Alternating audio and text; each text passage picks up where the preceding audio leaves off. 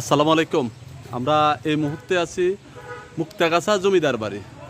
এই জমিদার বাড়িটি আসলে অনেক বড়। এখন ওই প্রত্নতত্ত্ব অধিদপ্তরের আওতায় যাওয়ার কারণে ভিতরে যাওয়াটা সম্ভব মনে হইতেছে না। আমরা বাইরের অংশটা দেখি, আরেকটা অংশ অবশ্যই এটা কলেজে, এটা কলেজ করে ফেলেছে। অনেক বড় এবং অনেক কারুকাজ সম্বলিত একটা জমিদার বাড়ি।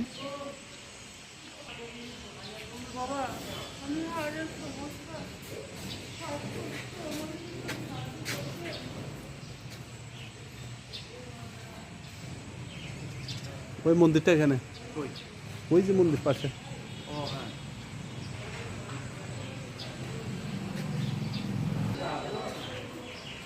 চলো, আর দিবে মানে যে খুলতে